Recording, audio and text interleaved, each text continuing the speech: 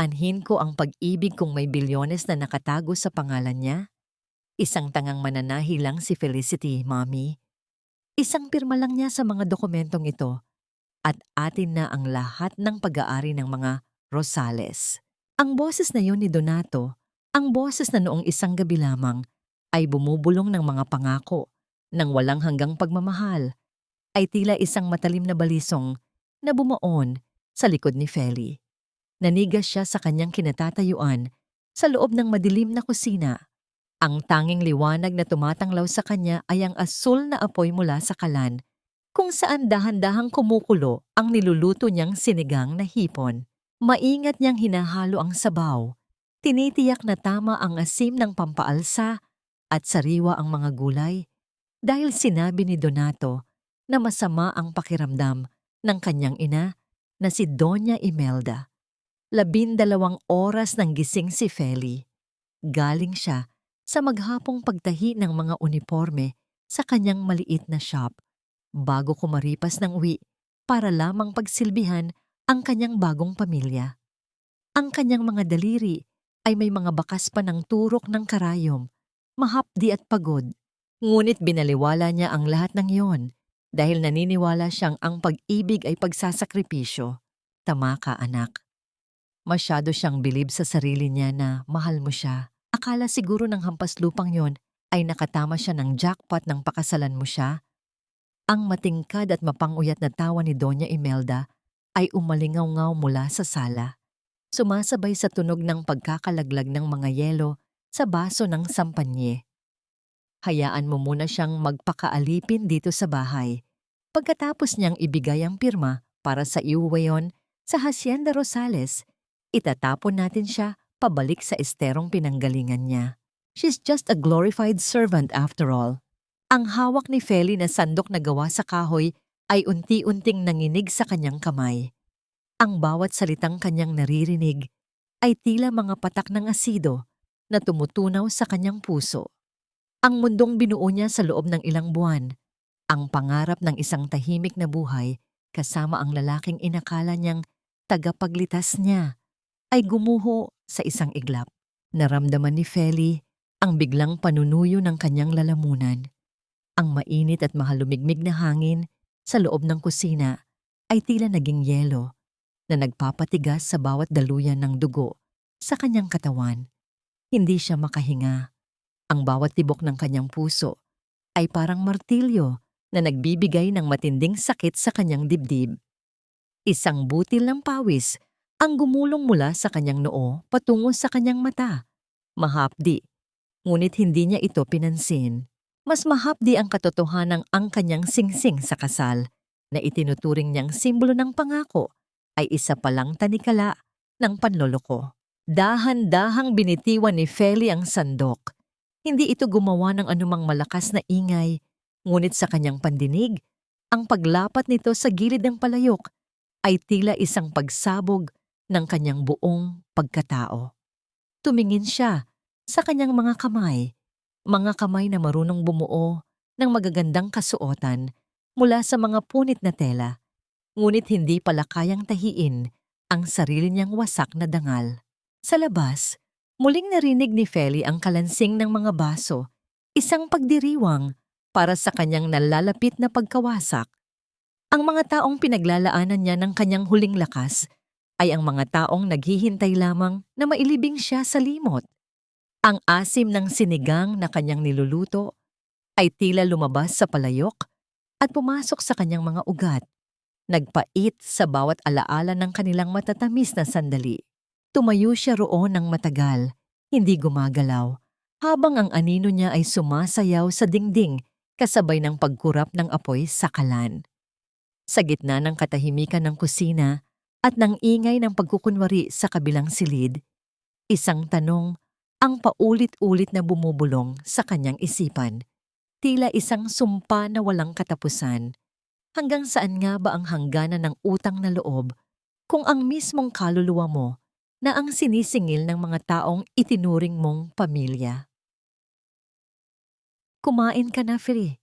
Huwag mong hintayin na magmakaawa pa ako sa'yo para gawin ang tungkulin mo sa pamamahay na ito. Ang boses ni Doña Imelda ay tila isang latigo na humahagupit sa katahimikan ng kusina. Nakaupo ang matanda sa dulo ng mahabang mesa. Ang kanyang likod ay tuwid na parang isang reyna, habang ang kanyang mga mata ay nanunuri sa bawat galaw ni Feli. Wala na ang bakas ng sakit sa puso na idinalahilan niya kanina. Ang tanging naroon ay ang kanyang mapang-aping awtoridad. Dahan-dahang inilapag ni Feli ang mangkok ng sinigang sa harap ng kanyang biyenan.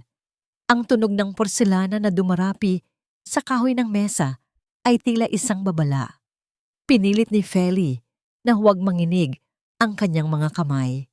Sa bawat segundong lumilipas, ang mga salitang narinig niya kanina sa sala ay muling naglalaro sa kanyang isipan. Ang tungkol sa pekeng tiket sa loterya, ang tungkol sa pagiging katulong na walang bayad. Bakit parang matabang ang mukha mo ngayon, Feli? Isinusumbat mo ba sa amin ang pagluluto ng hapunan? Untag ni Donato habang nauupo sa tabi ng kanyang ina. Kinuha niya ang kamay ni Feli at piniga ito ng bahagya. Isang kilos na dati ay nagpapataba sa puso ni Feli. Ngunit ngayon ay nagdudulot sa kanya ng matinding pandidiri. You know how much we appreciate you, right? Mommy is just tired. Alam ko, Donato. Maikling sagot ni Feli. Ang kanyang boses ay tila galing sa ilalim ng lupa, malamig at walang buhay. Tumingin siya sa kanyang asawa, sa mga matang dati niyang hinangaan, at nakita niya ang isang estranghero, isang mahusay na aktor na nagtatago sa likod ng magarang polo at mabangong pabango. Dapat lang na malaman mo, Feli, muling singit ni Doña Imelda matapos humigop ng sabaw. Utang mo sa pamilya Santos ang buhay na meron ka ngayon. Kung hindi dahil sa anak ko, nananatili ka sanang nagtitiis sa init ng iyong maliit na talyer ng pananahi. Binigyan ka namin ng dangal, kaya ang kaunting pagod sa gawaing bahay ay hindi dapat inirereklamo. That is the essence of utang na loob. Napatitig si Feli sa kanyang sariling refleksyon sa malinaw na sabaw ng sinigang. Ang konsepto ng utang na loob na binabanggit ng matanda ay tila isang laso na dahan-dahang pumapatay sa kanyang pagkatao. Sa loob ng 6 na buwan, naniwala siya rito. Naniwala siyang kailangan niyang bayaran ng pagsisikap ang pag-angat sa kanya ng mga Santos. Ngunit ngayon, nalaman niyang ang bawat sakripisyo niya ay itinuturing lang nilang bayad sa isang transaksyong hindi niya alam na pinasok niya. Habang kumakain ang dalawa, nanatiling nakatayo si Feli sa gilid, parang isang estatwa. Napansin niya ang isang pirasong sinulid na nakasabit sa manggas ni Donato. Katulad ng nakagawian, automatiko siyang lumapit at maingat itong hinila upang hindi masira ang tela. Ito ang kanyang buhay, ang ayusin ang bawat mantsa at bawat punit sa buhay ng mga Santos, habang ang sarili niyang buhay ay unti-unti nilang ginugupit. Nga pala, Feli, sabi ni Donato, habang pinupunasan ang kanyang bibig. May mga dokumento akong kailangang ipakita sa iyo bukas. Small business matters. I need your support for a loan to expand our family's assets. It will be good for our future, promise. Ngumiti si Donato. Isang nangiting punong-puno ng pangako, ngunit walang katotohanan. Alam ni Feli kung ano ang mga dokumentong iyon. Ang Way On sa Hacienda Rosales, ang huling alaala ng kanyang ama. Ang kanyang puso ay kumalabog ng malakas sa kanyang dibdib, parang isang ibon na gustong kumawala sa hawla. Nang matapos ang hapunan, iniwan ng mag-ina ang mga pinagkainan sa mesa para ligpitin ni Feli. Habang naglalakad siya patungo sa lababo, napansin niya ang jacket ni Donato na nakasamay sa sandalan ng upuan. May isang puting sobre na bahagyang nakalabas sa bulsa nito. Inilibot ni Feli ang kanyang paningin. Wala na ang mag-ina sa silid. Naririnig na lamang niya ang tunog ng telebisyon mula sa sala. Gamit ang kanyang nanginginig na mga daliri, kinuha niya ang sobre. Hindi ito isang business proposal. Ito ay isang pinal na paalala mula sa isang kasino sa labas ng lungsod. Ang halagang nakasulat doon ay sapat na para mabaon sa utang ang 10 pamilya. Kasabay ng pagbasa niya sa mga numero, narinig ni Feli ang mabibigat na hakbang ni Donato na pabalik sa kusina. Mabilis niyang itinago ang sobre sa kanyang dibdib sa ilalim ng kanyang suot na apron. Ang lamig ng papel ay tila nagyayelong bakal sa kanyang balat, habang ang bawat tibok ng kanyang puso ay tila isang sumasabog na alarma sa loob ng tahimik na bahay. "Feli, did you see my phone?" Tawag ni Donato. Ang kanyang boses ay malapit na sa pinto. Nanigas si Feli. Ang kanyang kamay ay nakahawak pa rin sa kanyang dibdib, habang ang anino ni Donato ay unti-unting lumalaki sa sahig ng kusina. Ang tanging bagay na nag-uugnay sa akin sa alaala ng aking ina ay ang makinang ito, ngunit tila pati ang bakal ay sumusuko na rin sa bigat ng aking mga luhang pumatak dito. Hinaplos ni Feli ang kalawangiin at lumang sewing machine na nakatago sa sulok ng kanilang madilim na garahe. Ito na lamang ang natitirang kayamanan mula sa kanyang yumaong ina. Ang makinang nagtahi ng kanyang mga pangarap bago ito gupit-gupitin ng pamilya Santos. Kaninang umaga, sa gitna ng kanyang pagmamadaling tapusin ang mga kurtinang ipinapagawa ni Doña Imelda, biglang tumigil ang pag-ikot ng gulong nito. Tila ba nakikiramay ang makina sa pagkapagod ng kanyang puso? Dahil sa takot na mapagalitan kapag hindi natapos ang utos, binalot ni Feli ang makina sa isang makapal na plastik at lumabas ng bahay sa gitna ng pabugso-bugsong ulan. Ang langit ay kulay abo, tila nakikidalamhati sa kanyang nararamdaman. Bawat hakbang niya sa maputik na kalsada ay may kasamang bigat, hindi lamang dahil sa pasan niyang bakal, kundi dahil sa sobrang nakuha niya kagabi na nakatago pa rin sa kanyang bulsa. Sa dulo ng isang maliit na eskinita, nakita niya ang isang luma ngunit malinis na shop na may karatula. Mateo's Iron and Stitch. Walang gaanong tao dahil sa sama ng panahon. Pagpasok niya, ang amoy ng langis ng makina at bagong tabas na tela ang sumalubong sa kanya. Isang amoy na nagpaalala sa kanya ng tunay niyang tahanan bago siya naging isang Santos. Isang lalaki ang nakatayo sa likod ng counter, abala sa pag-aayos ng isang antigong orasan. Simple lamang ang suot niyang puting t-shirt na may mantsa ng grasa. Ngunit ang kanyang mga mata ay may taglay na katahimikang bihira makita sa magulong lungsod. Ito si Mateo. "Mukhang mabigat ang dala mo, miss. Hayaan mo na akong kumuha niyan," wika ni Mateo habang mabilis na lumalapit. Hindi niya hinintay ang sagot ni Feli at maingat na kinuha ang makina mula sa kanyang mga kamay. Nang magdampi ang kanilang mga balat, tila may kuryenteng gumapang sa braso ni Feli. Ngunit hindi ito ang nakakabiglang kuryente ng pagnanasa, kundi isang init ng respeto na matagal na niyang hindi nararamdaman. Napansin ni Mateo ang mga daliri ni Feli, puno ng mga bakas ng turok ng karayom at bahagyang nanginginig sa lamig. Ang mga kamay na ito ay kamay ng isang mahusay na mananahi. Marang sabi ni Mateo habang tinitingnan ang makina. Ang bawat turok ay may kwento. Bakit mo hinahayaang mapagod ng husto ang iyong sarili? Hindi nakapagsalita si Feli. Ang simpleng pagkilala ni Mateo sa kanyang paghihirap ay tila isang balsamo sa kanyang mga sugat.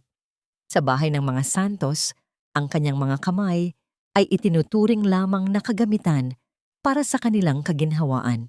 Ngunit dito, sa harap ng estrangherong ito, siya ay muling naging isang alagad ng sining. "Kailangan ko lang itong maayos kaagad. Marami pa akong dapat tapusin," ang tanging naisagot ni Feli habang iniiwas ang kanyang paningin upang hindi makita ni Mateo ang pamumuo ng luha sa kanyang mga mata. Ang sining ay hindi dapat minamadali, lalo na kung ang puso ng gumagawa ay pagod na. Sagot ni Mateo. Kumuha siya ng isang malinis na tuwalya at iniabot ito kay Feli. "Patuyuin mo muna ang buhok mo. Ako na ang bahala sa iyong makina." Ituturing ko itong parang sa akin. Naupo si Feli sa isang bangko sa sulok, pinapanood ang bawat galaw ni Mateo. Ang bawat kilos ng lalaki ay puno ng ingat. Tila ba naiintindihan niya ang halaga ng bawat turnilyo at bawat hibla ng sinulid. Sa loob ng shop na yon, pansamantalang nawala ang ingay ng panlalait ni Doña Imelda at ang panloloko ni Donato. Sa unang pagkakataon, sa loob ng maraming buwan, naramdaman ni Feli na siya ay ligtas. Matapos ang ilang minuto, ang makina ay muling umugong. Isang tunog na maayos, matatag, at buo. Ngumiti si Mateo at tumingin kay Feli. Ngunit ang nangiting iyon ay biglang napalitan ng isang seryosong ekspresyon na tila may nakikita siya sa kaluluwa ng babaeng nasa harap niya. "Salamat, Mateo. Magkano ang kailangan kong bayaran?" Tanong ni Feli habang kinukuha ang kanyang pitaka. Umiling si Mateo. Hinawakan niya ang kamay ni Feli upang pigilan ito at sa pagkakataong ito, ang kanyang tingin ay hindi na lamang basta tingin ng isang repairman. May lalim itong tila may itinatagong malaking lihim o isang matagal ng pangako. "Wag na. Sapat na sa akin na makitang muling iikot ang makinang ito para sa'yo," bulong ni Mateo. Habang papalabas si Feli sa pinto, narinig niya ang huling sinabi ng lalaki na nagpapatigil sa kanyang mundo. "Ingatan mo ang iyong sarili, Felicity. Tila ikaw ang matagal ko nang hinahanap, senyorita." Nanigas si Feli sa labas ng shop. Ang ulan ay patuloy na bumubuhos, ngunit ang lamig nito ay hindi na kasing tindi ng kaba sa kanyang dibdib.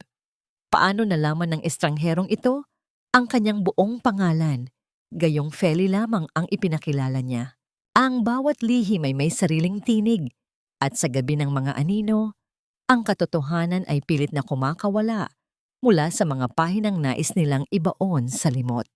Pagbalik ni Feli sa mansyon ng mga Santos, ang bawat sulok ng bahay na dati niyang itinuring na kanlungan ay tila naging mga pader ng isang bilangguan.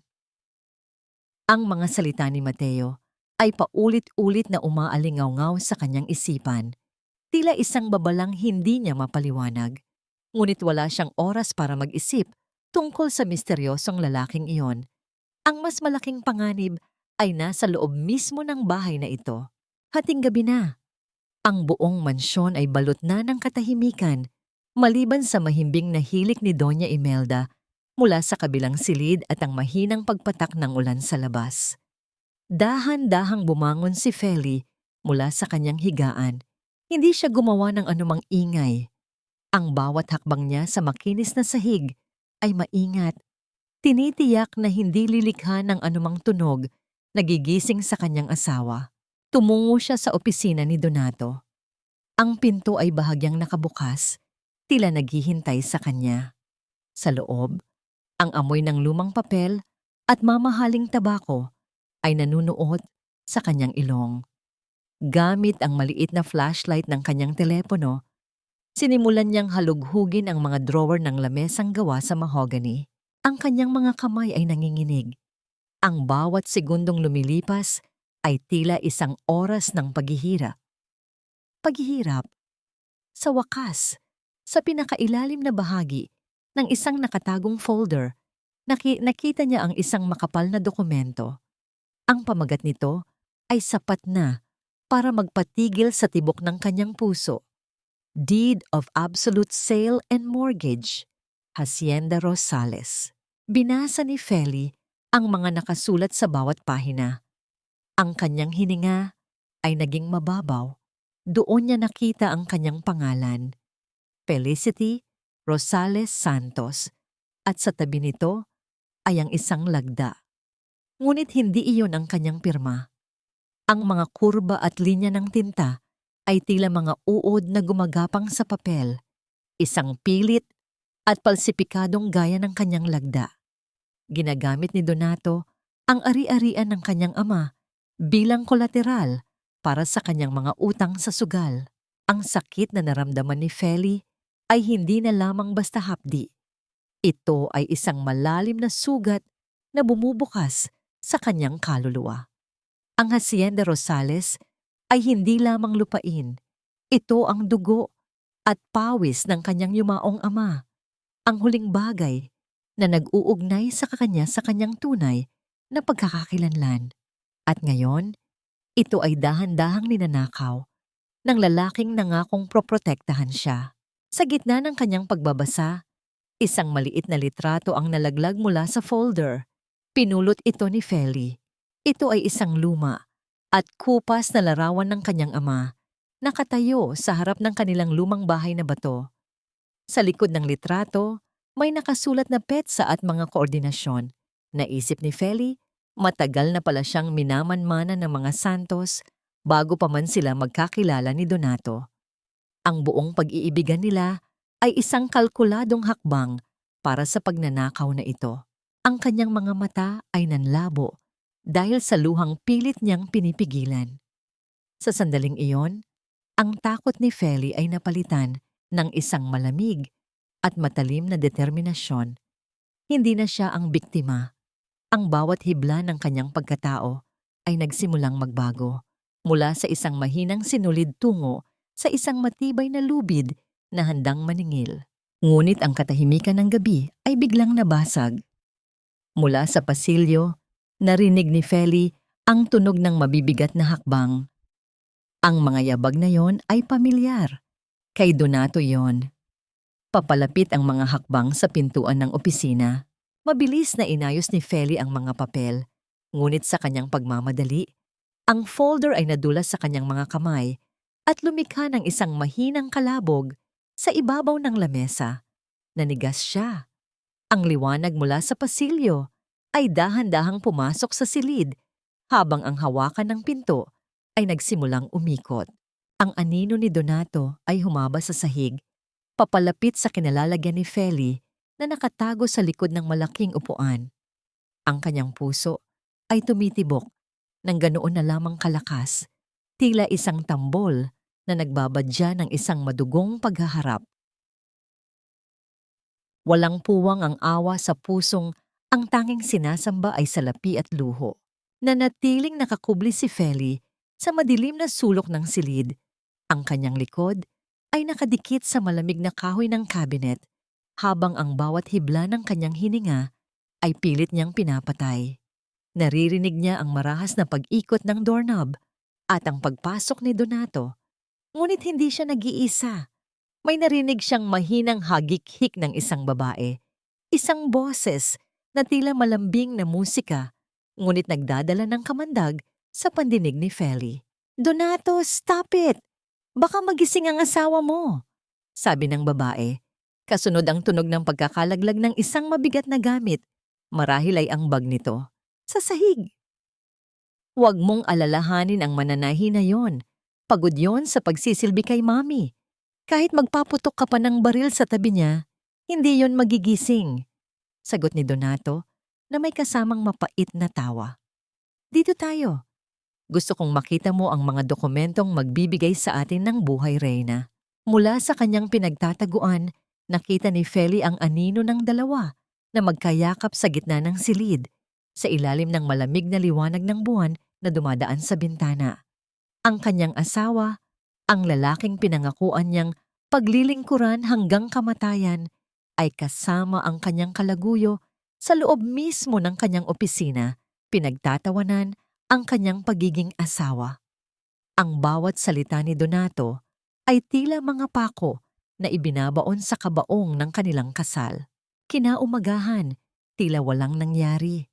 Ang sikat ng araw ay pumasok sa bintana ng kusina, ngunit para kay Feli, ang buong mundo ay nananatiling madilim. Habang nagluluto siya ng almusal, tinawag siya ni Doña Imelda sa sala. "Feli, maghanda ka ng pinakamagandang tsaa natin. May darating tayong espesyal na panauhin." Utos ng matanda. Nakasuot ito ng kanyang mamahaling alahas, tila ba may malaking okasyong ipinagdiriwang. Paglipas ng ilang sandali, pumasok si Donato kasama ang isang babaeng nakasuot ng pulang bestida, si Brenda. Siya ang babaeng narinig ni Feli kagabi. Ang bawat hakbang nito sa makintab na sahig ay tila isang insulto sa kapayakan ni Feli. "Feli, ito si Brenda. Anak siya ng isang mahalagang kasosyo sa negosyo." Pagpapakilala ni Donato, Ang kanyang mga mata ay walang bakas ng pagkahiya. Dito siya mananatili sa loob ng ilang araw para sa ating mga pagpupulong. Servir mo siya ng maayos, Feli. Dagdag ni Doña Imelda na may mapang-aping ngiti. Ito ang pagkakataon mong matutunan kung paano kumilos ang isang tunay na lady, hindi yung mukha kang palaging galing sa palengke. Habang isineserve ni Feli ang mainit na tsaa, ang kanyang mga kamay ay nanginginig sa matinding pagsisikap na pigilan ang kanyang emosyon. Nakita niya ang mapanuyang tingin ni Brenda sa kanyang lumang suot at sa kanyang mga kamay na puno ng bakas ng pagod. "Oh, so you're the wife?" sabi ni Brenda habang tinitingnan ng tsa. "Parang kulang sa init ang pagtanggap mo, dear." Biglang iniangat ni Brenda ang kanyang kamay na tila ba aksidente at natabig ang mainit na tasa. Ang kumukulong likido ay bumuhos sa kamay ni Feli. Ang hapdi ng mainit na tsaa ay gumapang sa kanyang balat. Ngunit ang mas matinding hapdi ay ang tawanan ni Donato at Imelda na sumunod. "Ang clumsy mo naman, Feli. Pasensya ka na, Brenda. Talagang hindi siya sanay sa ganitong mga bagay," ani Donato, habang mabilis na inaalalayan si Brenda. Sa halip na ang asawang napaso, tumayo si Feli. Ang kanyang kamay ay namumula at kumikirot, habang ang tsaa ay dahan-dahang tumutulo mula sa kanyang daliri patungo sa sahig, na lumilikha ng isang maliit na lawan ng dumi sa puting tiles. Tiningnan niya ang tatlong tao sa harap niya. Ang kanyang asawa, ang kanyang biyenan, at ang babaeng umagaw sa kanyang pwesto. Sa gitna ng sakit at pagkapahiya, isang kakaibang katahimikan ang namayani sa puso ni Feli.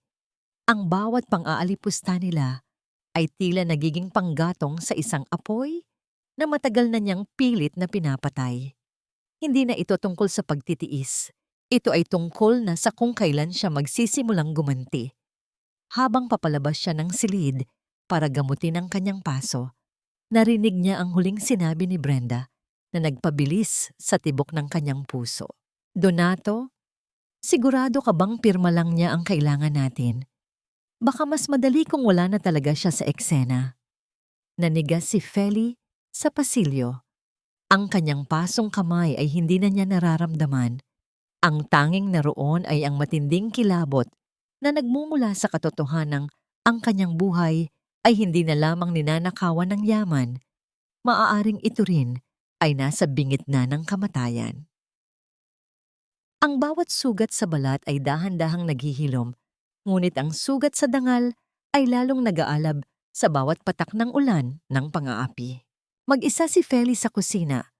Pilit na ibinababad ang kanyang namumulang kamay sa isang palanggana ng malamig na tubig. Ang hapdi ng paso mula sa tsaa ay tila ba paalala ng kanyang kawalang halaga sa bahay na ito. Mula sa kabilang silid, naririnig niya ang mahinang tugtog ng plaka at ang mahahalay na tawanan ni Donato at Brenda habang inaalayan sila ng alak ni Doña Imelda. Ang mansyong ito, na dapat ay naging pugad ng pag-ibig, ay naging isang dambana ng kanyang paghihirap. Ang marahang pagtama ng isang kamao sa pintuang kahoy ng likurang bahay ay nagpabalik sa diwa ni Feli. Walang inaasahang panauhin sa oras na yon. Pagbukas niya ng pinto, sumalubong sa kanya ang seryosong mukha ni Mateo. Basang-basa ang kanyang suot na jacket at may dala siyang isang maliit na toolbox. "Sinisiguro ko lang kung maayos pa ang pagkakatahi ng iyong makina, Feli," bungad ni Mateo. Ngunit ang kanyang mga mata ay hindi nakatingin sa toolbox, kundi sa namumulang balat ng kamay ni Feli. Hindi nakasagot si Feli.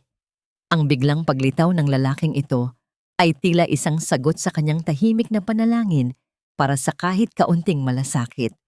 Pumasok si Mateo nang hindi naghihintay ng paanyaya. Inilapag niya ang kanyang gamit at kinuha ang kamay ni Feli nang may pag-iingat. Tila ba humahawak siya ng isang mamahaling kristal na malapit nang mabasag. "Sino ang gumawa nito sa'yo?" Mahina ngunit mariing tanong ni Mateo. Ang kanyang panga ay nagngangalit at ang kanyang mga mata ay naglalabas ng isang kakaibang liwanag. Isang liwanag na hindi pag-aari ng isang simpleng mekaniko. Wala ito, Mateo. Isang aksidente lang. Pagsisinungaling ni Feli habang pilit na binabawi ang kanyang kamay. Ang aksidente ay hindi pa ulit-ulit, Felicity. Bulong ni Mateo. Mula sa kanyang bulsa, naglabas siya ng isang maliit at manipis na telepono na mas sopistikado kaysa sa karaniwang gamit sa palengke. Inilagay niya ito sa palad ni Feli. Gamitin mo ito. May isang numerong nakasave dyan. Sa sandaling makaramdam ka ng panganib, pindutin mo lang ang pulang button, hindi ka na nag-iisa. Bakit mo ito ginagawa? Sino ka ba talaga? Tanong ni Feli. Ang kanyang boses ay nanginginig sa pagitan ng takot at pag-asa. Ako ang iyong magiging kalasag habang hindi mo pa kayang humawak ng sarili mong espada. Sagot ni Mateo. Huwag mong kalilimutan ng iyong pinagmulan. Ang dugong dumadaloy sa iyo ay dugo ng mga Rosales. Ang hasyenda ay naghihintay sa pagbabalik ng kanyang tunay na senyorita. Ngunit ang sandaling iyon ng pagtitiwala ay biglang nabasag ng bumukas ang pinto ng kusina. Pumasok si Doña Imelda na may hawak na pamaypay at ang kanyang mukha ay balot ng pagkadiri. Anong kalaswaan ito? Feli, nagdadala ka ng lalaki sa loob ng aking bahay habang ang asawa mo ay nasa kabilang silid? Sigaw ng matanda. Ang kanyang boses ay tila isang matalim na sirena na nanggigising sa buong kabahayan. Doña Imelda, inaayos lang po ang makina. Pilit na paliwanag ni Feli habang mabilis na itinago ang telepono sa loob ng kanyang apron. Inaayos ang makina o inaayos ang iyong pangangalunya? Duro ni Imelda habang lumalapit at pilit na tinitingnan ang mukha ni Mateo. Ikaw, layas, at ikaw, Feli. Ang kapal ng mukha mong magpakasanta habang naglalandi ka sa harap ng iyong biyenan. Hintayin mo lang na malaman ito ni Donato. Malalaman ng buong baryo kung anong klaseng babae ka talaga. Tumayo si Mateo. Tuwid at walang takot sa harap ng matanda. Tiningnan niya si Imelda nang may labis na panghahamak na nagpatahimik sa matanda ng ilang segundo. Pagkatapos, tumingin siya kay Feli at tumango ng bahagya bago lumabas sa dilim ng gabi. Naiwan si Feli sa ilalim ng mapanghusgang tingin ni Imelda. Ang matanda ay nagsimulang tumawa ng nakakaloko. Isang tawang puno ng tagumpay. Sa wakas, may dahilan na ako para itapon ka sa kalsada na walang kahit isang kusing, Felicity. Hindi lang kita dudurugin. Sisiguraduhin kong pati ang pangalan mo ay magiging kasing dumi ng putik sa labas. Nanigas si Feli. Naramdaman niya ang bigat ng telepono sa loob ng kanyang apron. Alam niyang ang bitag ay dahan-dahan nang nagsasara, ngunit sa unang pagkakataon, hindi na siya natatakot. Ang bulong ng kanyang nakaraan ay unti-unti nang nagiging isang malakas na sigaw ng pag-aalsa. Ang pilak at ginto ay kayang linisin sa pamamagitan ng apoy, ngunit ang pusong nabahira ng inggit at kasamaan ay habang buhay na mananatiling madilim. Maaga pa lamang ay ramdam na ni Feli ang kakaibang bigat ng hangin sa loob ng mansyon. Walang imik si Doña Imelda habang nag-aalmusal, isang bagay na hindi nakagawian ng matanda na mahilig maglabas ng mga utos na parang mga bala ng baril. Nakaupo si Donato sa kabisera, abala sa pagbabasa ng mga papeles, habang si Brenda ay prenteng nakasandal sa kanyang upuan. Tila ba siya na ang bagong may-ari ng hapagkainan? Feli, iyakyat mo ang aking gamot sa silid. Mahinang utos ni Imelda, ngunit may kakaibang kislap sa kanyang mga mata na nagpataas ng balahibo ni Feli. Sumunod si Feli ng walang imik. Ngunit pagpasok niya sa silid ng matanda, laking gulat niya nang makitang nagkakalat ang mga gamit sa sahig. Ang mga alahas ay nakabukas ang mga kahon at ang mga damit ay tila hinalughog ng isang magnanakaw. Bago pa man siya makahakbang palabas, narinig na niya ang matinis na tili ni Doña Imelda mula sa kanyang likuran. Magnanakaw! Magnanakaw sa loob ng aking bahay! Sigaw ng matanda na tila ba kanina pa naghihintay ng pagkakataon. Mabilis na pumasok sina Donato at Brenda, kasunod ang ilang mga katulong at ang kapitbahay nilang si Aling Tiago, na kilala bilang pinakamalaking marites o mapunahin sa kanilang subdivision. Tila isang nakaplano at naka-schedule na dula ang lahat. "Anong nangyayari dito, Mami?" tanong ni Donato, bagaman ang kanyang boses ay walang bakas ng tunay na pagkagulat. "Ang aking kwintas na diamante, ang pamanang kwintas mula sa aking lola, nawawala. At sino pa ba ang huling pumasok dito kundi ang hampas lupang iyan?" Turo ni Imelda kay Feli. Ang bawat daliri ng matanda ay nanginginig sa galit na pilit na ipinapakita sa harap ng maraming saksi. "Hindi ko po kinukuha ang inyong kwintas, Doña Imelda. Pumasok lang po ako dito dahil inutusan niyo akong dalhin ang inyong gamot." Matatag na sagot ni Feli, kahit na ang kanyang puso ay tila gustong kumawala sa kanyang dibdib. "Huwag kang magsinungaling, Feli. Kitang-kita ng lahat na ikaw ang nandito," singhal ni Brenda. "Bakit hindi natin tingnan ang kanyang mga gamit?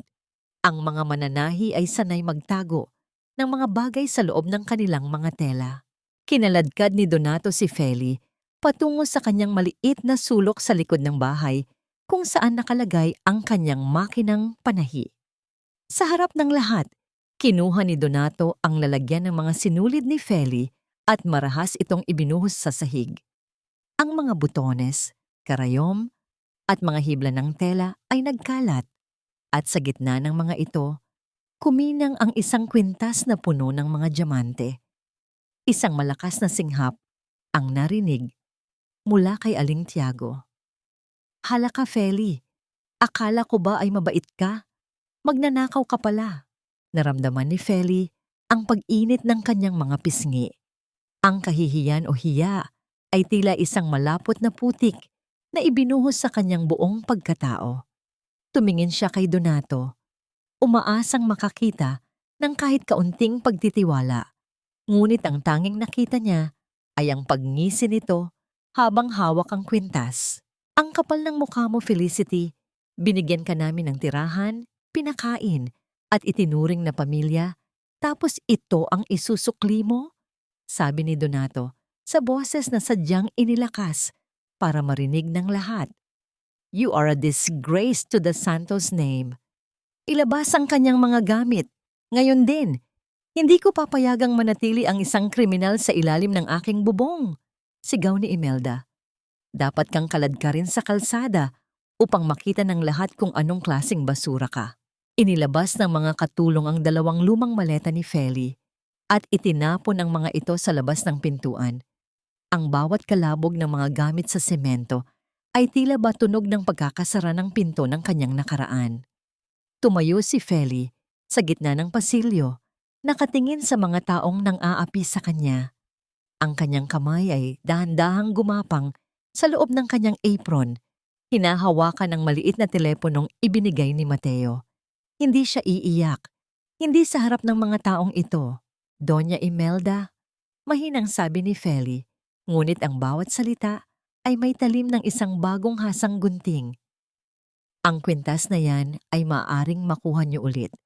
Pero ang dangal na ninanakaw niyo sa akin ngayon, sisiguraduhin kong babayaran niyo yan ng higit pa sa halaga ng lahat ng diamante sa mundo." Isang malakas na sampal mula kay Imelda ang nagpalingon sa mukha ni Feli. Ang hapdi ay gumapang sa kanyang balat, ngunit ang kanyang mga mata ay nanatiling nakatitig ng matalim sa matanda. "Layas! At huwag ka nang babalik! Isusumbong kita sa pulis para mabulok ka sa kulungan." Huling hiyaw ni Imelda bago marahas na isinara ang malaking pinto ng mansyon. Naiwan si Feli sa labas, sa harap ng mapanghusgang tingin ni Aling Tiago at ng iba pang mga kapitbahay. Ang langit ay nagsimulang magdilim, nagbabadyang muling magbubuhos ng ulan. Ang malaking gate ng mga Santos ay dahan-dahang sumara na nag-iiwan sa kanya na nag-iisa sa kalsada na walang kahit anong proteksyon. Kinuha ni Feli ang telepono mula sa kanyang bulsa. Ang kanyang mga daliri ay nanginginig, ngunit hindi dahil sa takot, kundi sa isang matinding galit na ngayon lamang niya hinayaang sumabog. Pinindot niya ang pulang button. Sa kabilang linya, hindi nagtagal, ay may sumagot. Isang boses na kalmado, matatag, at tila naghihintay. Nakahanda na ang lahat, Senyorita Felicity. Oras na para bumalik ka sa iyong kaharian. Ang isang pirma mo ay ang kabayaran ng iyong kalayaan o ang susi ng iyong pagkabulok sa likod ng mga rehas. Habang ang malakas na buhos ng ulan ay humahagupit sa balat ni Felicity, nararamdaman niya ang lamig na tila tumatagos hanggang sa kanyang mga buto. Nakatayo siya sa labas ng malaking gate ng mga Santos. Ang kanyang dalawang maleta ay nakahandusay sa putikan, ngunit hindi pa tapos si Donato. Lumabas ito mula sa maliit na pinto ng gate. May hawak na payong at isang kulay asul na folder na pamilyar kay Feli. "Huwag kang tumingin sa akin na parang ako ang masama dito, Feli," sabi ni Donato. Ang kanyang boses ay malamig at walang bahid ng pagsisisi. "Mommy is furious. Pulis ang naghihintay sa iyo kung hindi ka makikipagtulungan. Pirmahan mo ito at hahayaan ka naming makaalis ng payapa. Ituturing naming bayad na ang ninakaw mong kwintas sa pamamagitan ng pagpapaubaya mo sa akin ng pamamahala sa Hacienda Rosales." Inilahad ni Donato ang isang mamahaling pluma. Ang ginto nitong dulo ay kuminang sa ilalim ng liwanag ng street lamp, tila isang pangil ng ahas na handang tumuklaw. Tumingin si Feli sa dokumento. Ito ang mismong papel na nakita niya sa opisina kagabi. Ang palsipikadong deed of absolute sale. Ngunit sa pagkakataong ito, gusto nilang maging totoo ang lahat sa pamamagitan ng kanyang sariling kamay. Isang mapait na ngiti ang dahan-dahang gumuhit sa mga labi ni Feli. Tumingala siya sa langit, hinahayaang ang ulan ay humugas sa kanyang mga pisngi. Itinatago ang mga luhang ayaw niyang ipakita sa lalaking ito. Naalala niya ang turo ng kanyang ama. Ang tapat na tao ay hindi kailanman matatalo ng isang magnanakaw na may hawak na panulat. "Sige, Donato, pipirmahan ko ang dokumentong yan," mahinang sabi ni Feli. Lumiwanag ang mukha ni Donato. Ang kanyang kasakiman ay tila isang apoy na lalong nag-alab. "Good. Alam ko namang matalino ka, Feli. Utang mo ito sa amin para sa 6 na buwang pagpapakain namin sa iyo." Inilapag ni Donato ang folder sa ibabaw ng kanyang kotse na nakaparada sa labas. Gamit ang nanginginig na kamay, kinuha ni Feli ang pluma. Sa loob ng kanyang isipan, mabilis na naglakbay ang kanyang mga alaala. Sa gabing kinuha niya ang dokumento mula sa opisina. Ang hindi alam ni Donato, ang folder na hawak niya ngayon ay hindi na ang orihinal na dokumento ng hacienda. Pinalitan ito ni Feli ng isang detalyadong listahan ng lahat ng utang ni Donato sa kasino at ang kanyang nakasulat na pag-amin sa pagnanakaw ng pondo ng pamilya Santos. Mabilis na iginuhit ni Feli ang kanyang lagda sa ilalim ng papel. Hindi ang kanyang tunay na pirma, kundi isang sadyang binagong bersyon na magpapatunay na pinilit lamang siya kung sakaling dalhin ito sa korte. "Ayan, tapos na," sabi ni Feli habang ibinabalik ang pluma. Hinablot ni Donato ang folder at mabilis itong nirepaso. Dahil sa dilim at sa lakas ng ulan, hindi niya napansin ang mga detalye ng nakasulat sa loob. Ang tanging nakita niya ay ang pangalan ni Felicity at ang pirma sa ibaba. Tumawa siya ng malakas, isang tawang puno ng tagumpay na tila ba nakuha na niya ang buong mundo. Finally, ngayon, maaari ka na talagang lumayas. Huwag ka nang magpapakita sa amin kahit kailan. You are nothing but a memory now, Feli. Ani Donato, bago tumalikod at pumasok sa loob ng kanilang mansyon, isinasara ang pinto nang may malakas na tunog na yumanig sa katahimikan ng gabi. Naiwan si Feli sa gitna ng kalsada, basang-basa at tila talunan sa paningin ng sino mang makakakita. Ngunit sa loob ng kanyang puso, naramdaman niya ang isang kakaibang gaan. Ang utang na loob na palaging isinusumbat sa kanya ay tila ba nabura na kasabay ng pag-alis ni Donato. Kinuha niya ang kanyang mga maleta at nagsimulang maglakad palayo. Hindi nagtagal, isang itim na sasakyan ang dahan-dahang huminto sa kanyang tabi. Bumukas ang bintana at lumitaw ang mukha ni Mateo. Wala na ang kanyang mantsang t-shirt. Suot niya ngayon ang isang maayos na barong na tila ba isa siyang mahalagang tao. Nakuha mo ba ang kailangan natin, senyorita? Tanong ni Mateo. Ang kanyang boses ay puno ng paggalang. Higit pa sa kailangan natin, Mateo. Hawak niya ngayon ang sarili niyang hatol. Sagot ni Feli habang sumasakay sa sasakyan. Habang umaandar ang sasakyan palayo sa mansyon ng mga Santos, narinig ni Feli ang isang malakas na sigaw ng galit mula sa loob ng bahay.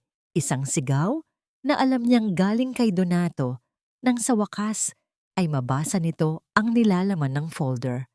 Ngunit ang misteryong nananatili sa isipan ni Feli ay hindi tungkol kay Donato. Tumingin siya kay Mateo na seryosong nagmamaneho. Mateo, bakit mo alam ang tungkol sa folder? At bakit mo ako tinatawag na senyorita simula pa noong una? Ngumiti si Mateo, ngunit may halong lungkot sa kanyang mga mata. Dahil ang Hacienda Rosales ay hindi lang basta lupa, Feli. Ito ay isang pangakong kailangan kong tuparin sa iyong ama bago siya bawian ng buhay. Ang pinakamasakit na sugat ay hindi galing sa sampal, kundi sa tawa ng mga taong dapat ay nagmamahal sa iyo. Habang dahan-dahang lumalayo ang sasakyan ni Mateo sa mansyon ng mga Santos, nakatingin lamang si Felicity sa labas ng bintana. Ang mga patak ng ulan ay tila mga luhang dumadaloy sa salamin, hinuhugasan ang bawat alaala ng kanyang pagtitiis. Ngunit sa likod ng kanyang mga mata, isang mas masakit na tagpo ang muling naglalakbay. Ang gabing tuluyan siyang namatay sa puso ng kanyang asawa. Isang buwan lamang ang nakalilipas, ipinagdiwang ng pamilya Santos ang kanilang anibersaryo. Ang buong mansyon ay puno ng mga bulaklak, mamahaling alak, at ang pinakamatataas na tao sa lipunan. Ngunit para kay Feli, ang gabing iyon ay hindi selebrasyon, kundi isang parusa. Inutusan siya ni Doña Imelda na magsuot ng isang luma at kupas na uniforme ng katulong para hindi ka mapagkamalang panauhin. Ang sabi ng matanda na may kasamang mapait na ngiti. Sa gitna ng malaking sala, habang pasan ni Feli ang isang mabigat na tray ng mga mamahaling baso, narinig niya ang anunsyo ni Donato. Nakatayo ito sa hagdanan, hawak ang kamay ni Brenda sa harap ng lahat. Ngayong gabi, hindi lang natin ipinagdiriwang ang ating nakaraan, kundi ang simula ng isang bagong panahon para sa pamilya Santos. Sigaw ni Donato. Tumingin siya kay Brenda nang may pagmamalaki. Kasama ang aking bagong katuwang, muli nating bubuhayin ang Hacienda Santos. Wala ni isang pagbanggit sa pangalan ni Feli. Para sa lahat ng naroon, siya ay isa lamang anino na naglalakad sa gilid, isang kasangkapan na walang boses. Sa sobrang bigat ng kanyang nararamdaman, bahagyang gumanit ang kanyang sapatos sa madulas na sahig. Sa isang iglap, naramdaman ni Feli ang isang marahas na pagtulak mula sa kanyang likuran. Ang sadyang pagbangga ni Doña Imelda. Ang tunog ng sunod-sunod na pagkabasag ng mga kristal na baso sa sahig ay tila ba musika sa pandinig ng matanda. Napaluhod si Feli sa gitna ng maraming tao. Ang kanyang mga kamay ay direktang tumama sa mga matatalim na bubog. Ang dugo ay dahan-dahang humalo sa natapon na alak. Ngunit mas masakit ang malakas na tawanan ng mga panauhin na pinangunahan ni Imelda. Clumsy as ever, pasensya na kayo. Sadyang hindi sanay sa magagandang bagay ang aming katulong. Pang-uuyat ni Imelda sa harap ng lahat. Tumingin si Feli kay Donato. Umaasang lalapit ito para tulungan siya. Ngunit tinalikuran lamang siya nito at muling itinaas ang kanyang baso para sa isang toast. Ang kahihiyang iyon ay naging isang matigas na bato sa loob ng dibdib ni Feli. Isang batong ngayon ay nagsisilbing pundasyon ng kanyang pagbangon. Nabalik ang diwa ni Feli nang maramdaman niya ang init ng jacket na ipinatong ni Mateo sa kanyang balikat.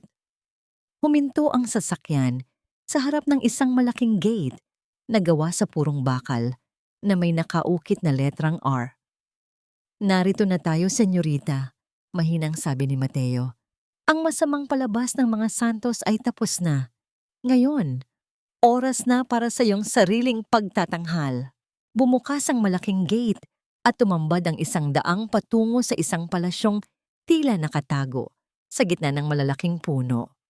Sa bawat gilid ng kalsada, nakatayo ang mga tauhan na may suot na unipormeng asul at ginto. Lahat ay yumuyuko habang dumadaan ang sasakyan. Kinuha ni Mateo ang isang itim na folder mula sa dashboard at iniabot ito kay Feli.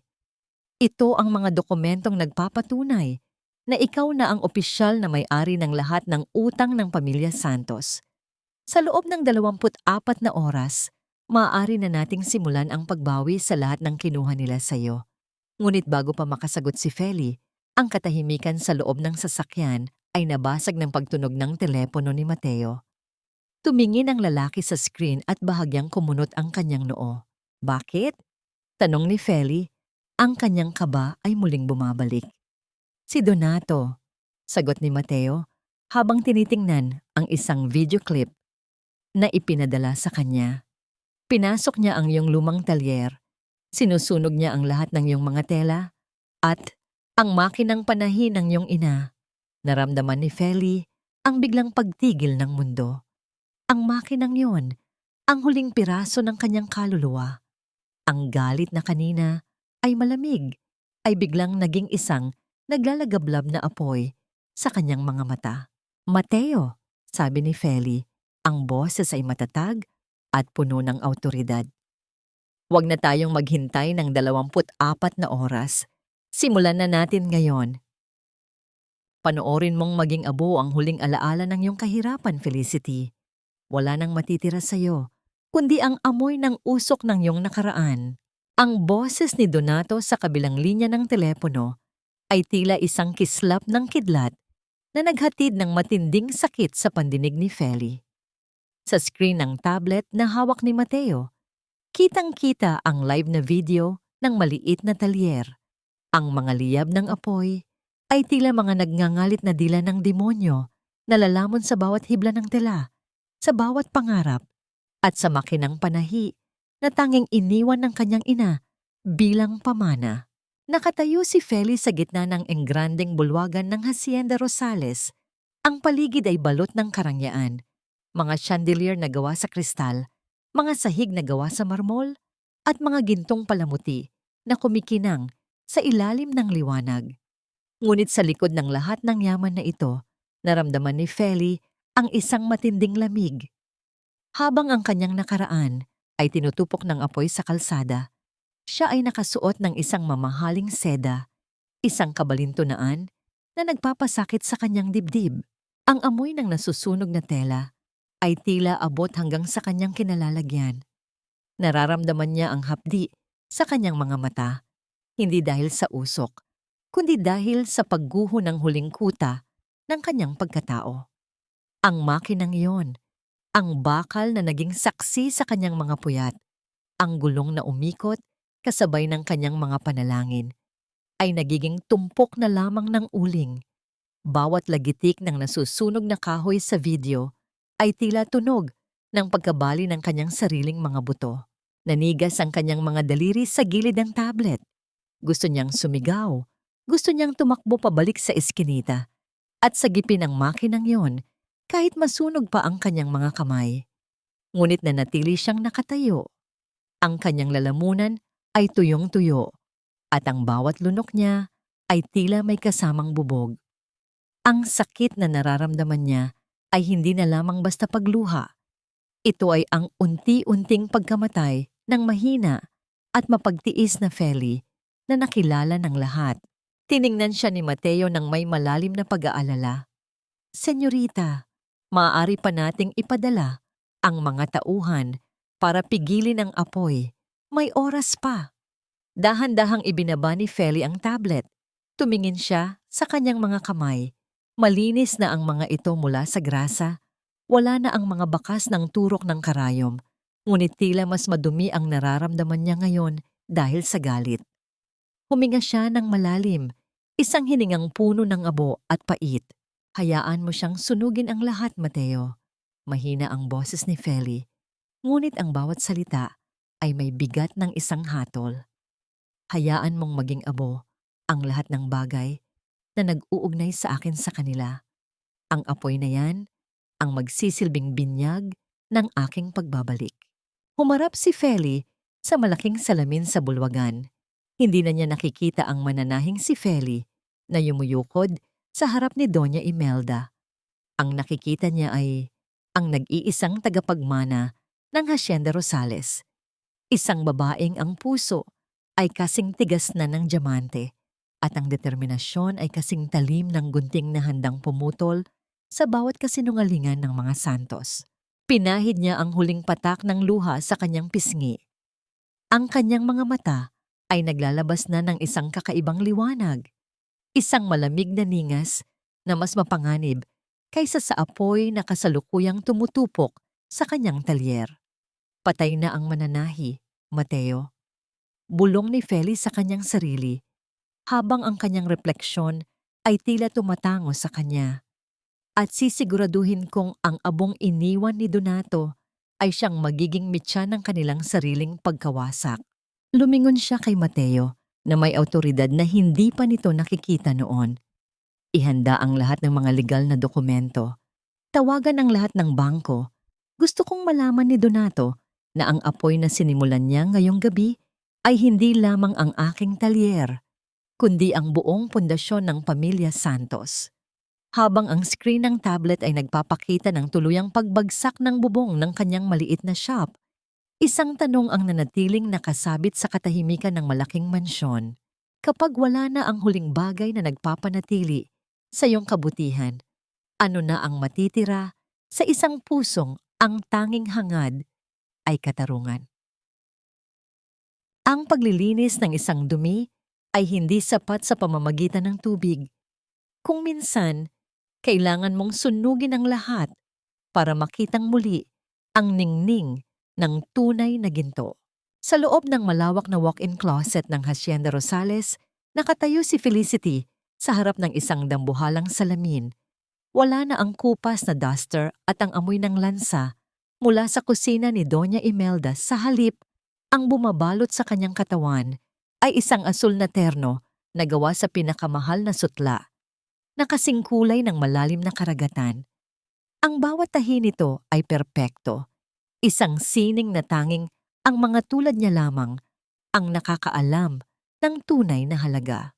Isang marahang katok sa pinto ang bumasag sa katahimikan. Pumasok ang isang pangkat ng mga katulong, ngunit sa pagkakataong ito, hindi sila pumasok para utusan siya. Yumukod sila ng malalim. Ang kanilang mga kamay ay magkapatong sa harap bilang tanda ng wagas na paggalang.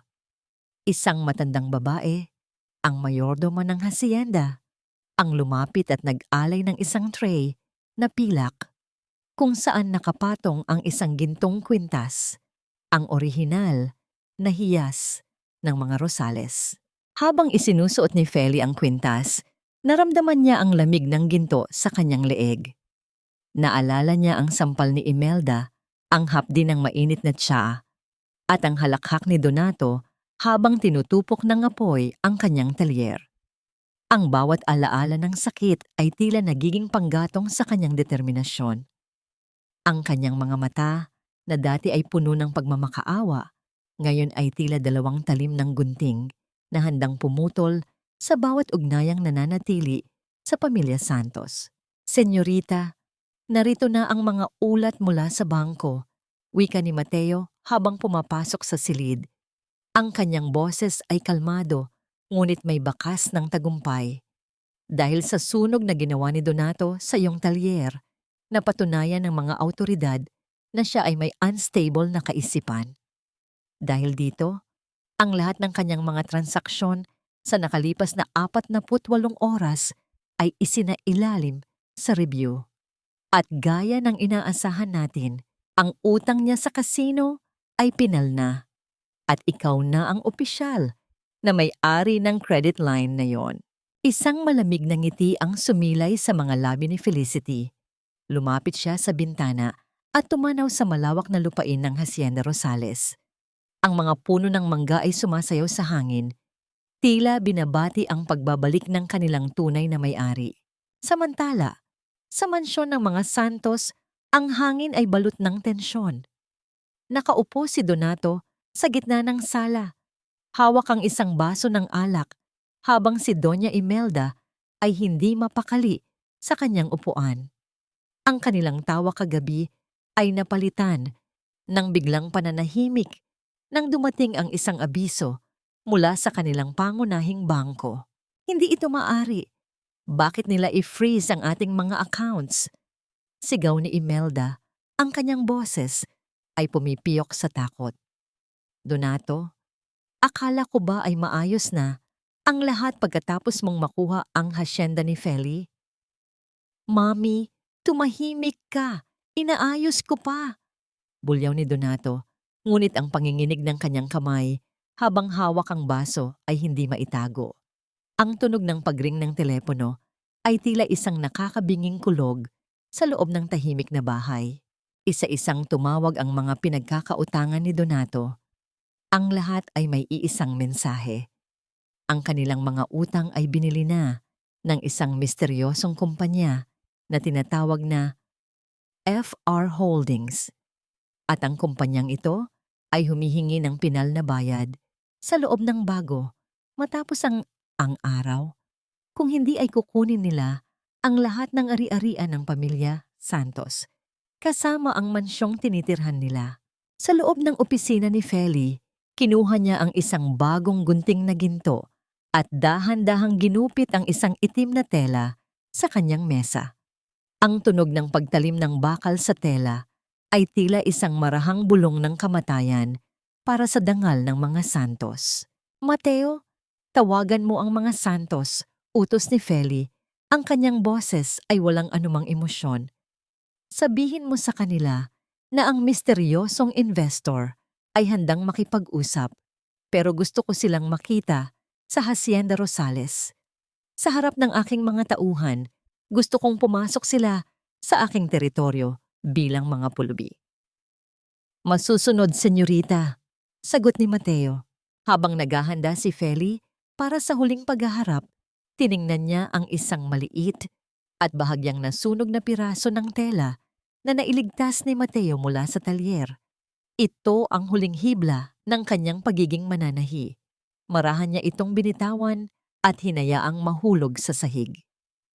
Kapag ang apoy ay namatay na, ang tanging natitira ay ang katotohanan, bulong ni Feli sa hangin. At ang katotohanan ay wala na silang matatatakbuhan pa. Ngunit sa gitna ng kanyang paghahanda, isang hindi inaasahang balita ang dumating. Isang estranghero ang nakitang umaaligid sa paligid ng hasyenda.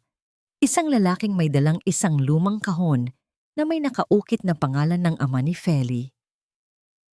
Sino ang lalaking ito at anong lihim ang itinatago ng kahon na maaaring magpabago sa plano ng kanyang paghihiganti? Ang bawat hibla ng ating nakaraan ay may kanya-kanyang bigat at kapag ang lahat ng ito ay pinagsama-sama, maaari itong maging isang lubid na sasakal sa mga taong pilit na bumura sa ating kasaysayan. Sa loob ng mansyon ng mga Santos, ang hangin ay tila naging malapot at mahirap langhapin. Ang bawat sulok ng bahay na dati ay puno ng mapang-uyat na tawanan ay balot na ngayon ng nakabibiging katahimikan. Nakaupo si Doña Imelda sa gilid ng kanyang kama. Ang kanyang mga kamay ay nanginginig habang pilit na binubuksan ng isang sobrang kulay kape.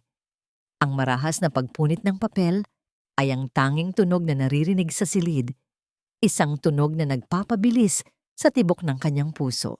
Donato, wala na ang lahat. Ang boses ni Imelda ay tila isang paos na bulong na puno ng kilabot. Ang ating mga lupain sa probinsya, ang mga shares sa kumpanya, lahat ay nasa ilalim na ng pangalan ng FR Holdings. Sino ba ang taong ito na nais tayong wasakin? Pumasok si Donato sa silid. Ang kanyang buhok ay gulo-gulo at ang kanyang polo ay may mantsa ng alak. Ang kanyang mga mata ay balot ng pagkapurol, isang malayo at madilim na titig na tila ba hindi pa rin niya matanggap ang bilis ng kanilang pagbagsak. Samantala, sa Hacienda Rosales, isang matandang lalaki na may suot na kupas na sombrero ang nakatayo sa harap ng malaking pintuan. Ang kanyang mukha ay parang isang mapa ng mga karanasan, puno ng mga kulubot at bakas ng matinding sikat ng araw.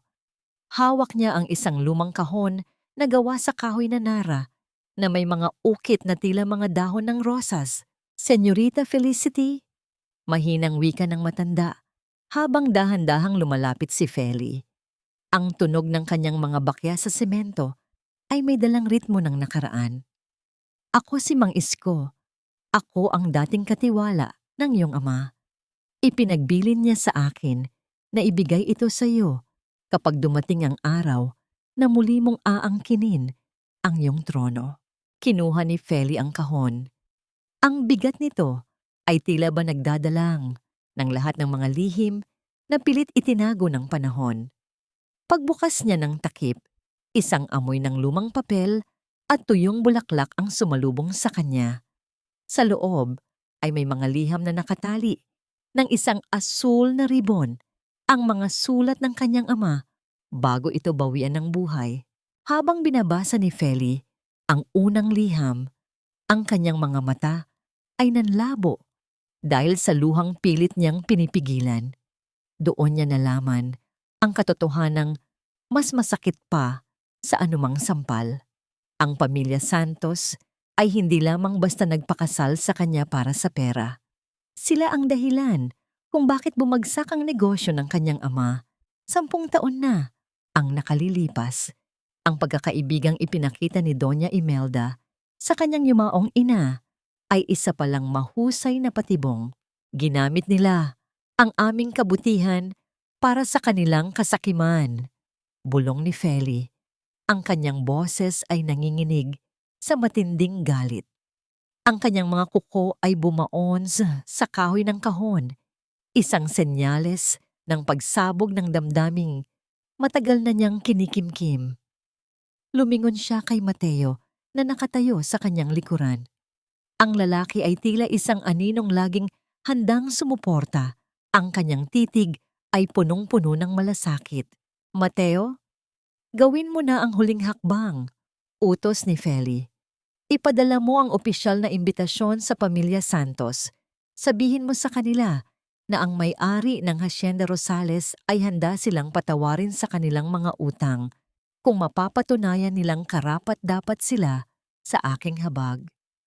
Ngunit, senyorita, alam nating lahat na wala silang bakas ng pagsisisi.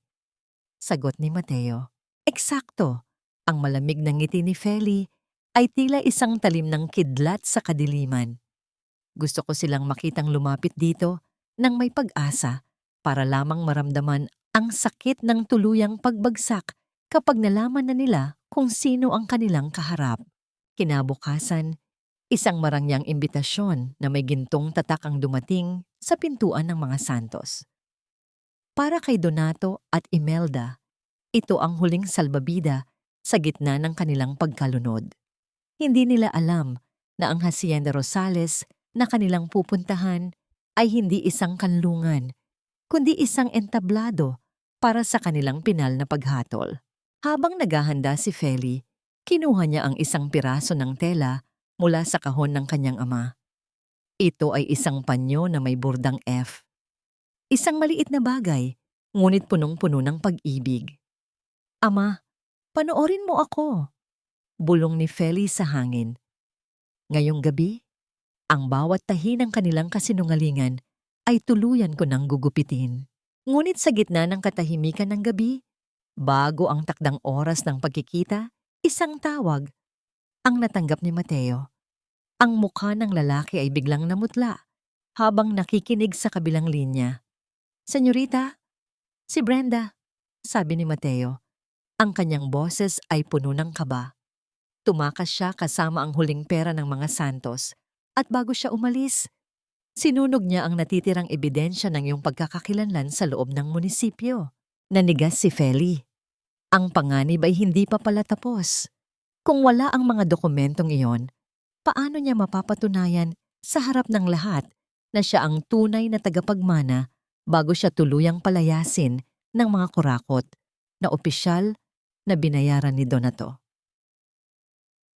Ang pagbura sa aking pangalan sa mga lumang papel ng munisipyo ay hindi kailanman sapat upang mabura ang katotohanang nakaukit sa bawat butil ng palay at bawat ugat ng mga puno rito sa Hacienda Rosales. Nakatayo si Felicity sa balkonahe ng mansyon, pinagmamasdan ang pagdating ng gabi. Ang hangin ay amoy sariwang damo at mamahaling pabango na inihanda para sa pagtitipon ngayong gabi. Sa ibaba, ang mga tauhan ay abala sa paglalatag ng mahabang pulang alpombra. Ang bawat hakbang nila sa damuhan ay tila ba isang pag-aahanda para sa isang prosesyon ng katarungan. Hindi na nanginginig ang mga kamay ni Feli nang marinig niya ang balita tungkol sa ginawa ni Brenda. Sa halip na matakot, isang malamig na kapayapaan ang bumalot sa kanya. Tumingin siya sa kanyang mga daliri, ang mga bakas ng turok ng karayom ay tila naging mga medalya ng karangalan. Alam niya, kahit anong apoy ang gamitin nila para sunugin ang mga dokumento, hindi nila kayang sunugin ang alaala ng mga taong nakasaksi sa kanyang paglaki. Samantala, sa loob ng isang luma at umuusok na taxi, magkatabi sina Donato at Doña Imelda. Ang matanda ay pilit na isinisiksik ang kanyang katawan sa masikip na upuan, habang ang kanyang kamay ay mahigpit na nakahawak sa isang pitakang halos wala ng laman. Ang kanyang suot na bestida ay magara pa rin, ngunit ang kanyang mga mata ay balot ng matinding pagkapurol at desperasyon. Donato, ayusin mo ang iyong barong. Kailangan nating magmukhang kawawa pero kagalang-galang. Bulong ni Imelda, ang boses ay tila isang ahas na naglalabas ng huling kamandag.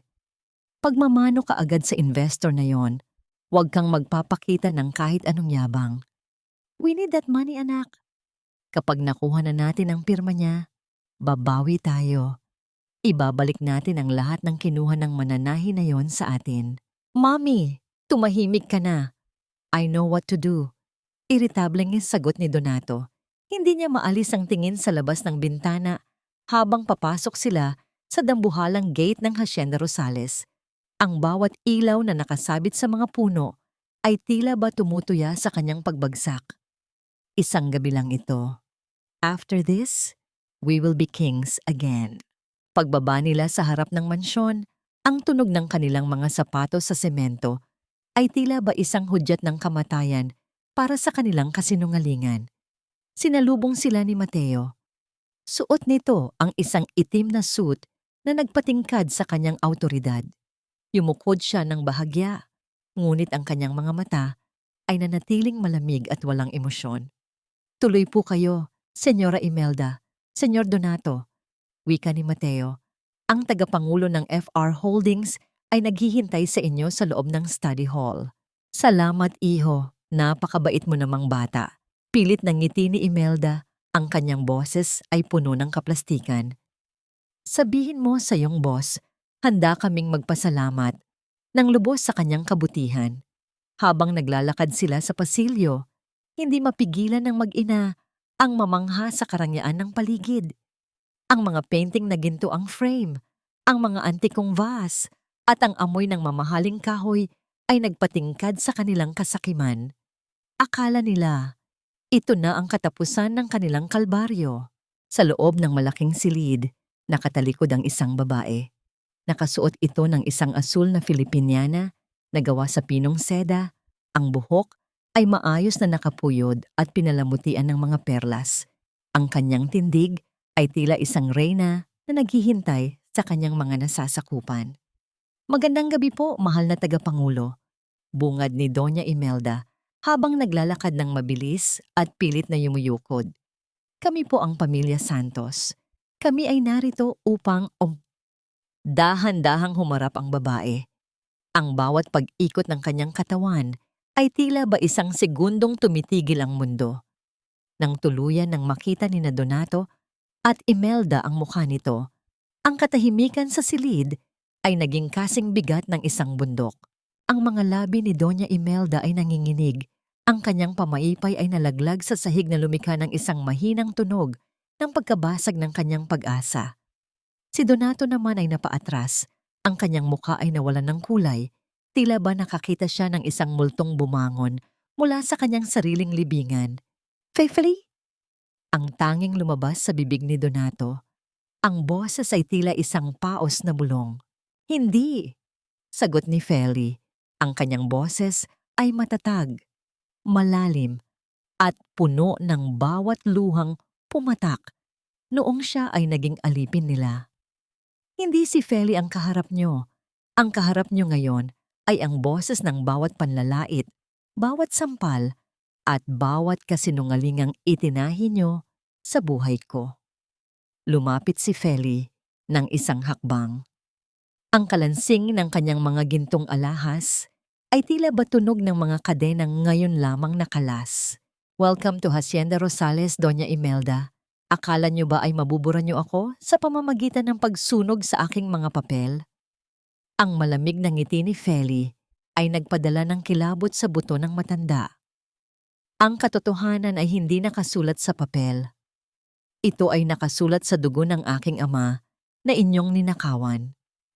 Ngunit sa gitna ng kanilang paghaharap, biglang bumukas ang pinto at pumasok ang isang pangkat ng mga pulis. May hawak silang isang dokumento na hindi inaasahan ni Feli. Mr. Donato Santos, Mrs. Imelda Santos, you are under arrest. Wika ng opisyal, ngunit hindi ito tungkol sa utang. Kami ay may hawak na ebidensya mula sa isang nagngangalang Brenda tungkol sa isang nakatagong krimen 10 taon na ang nakalilipas. Napatitig si Feli. Ang kanyang paghihiganti ay tila ba may bagong landas na hindi niya inaasahan.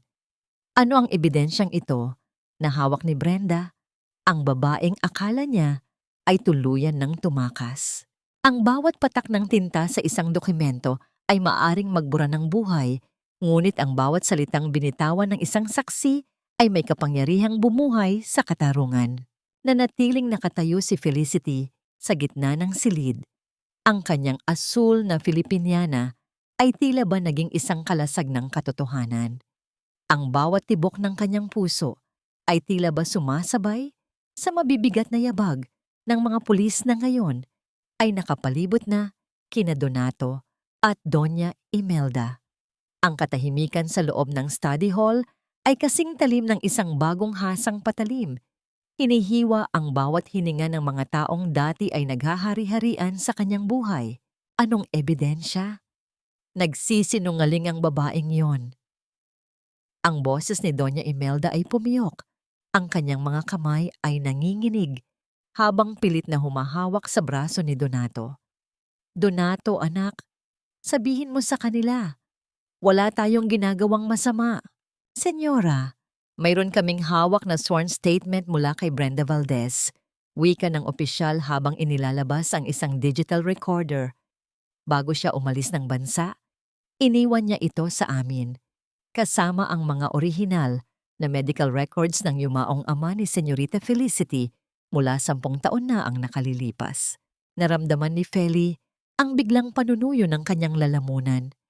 Ang bawat himaymay ng kanyang pagkatao ay tila naging yelo. 10 taon.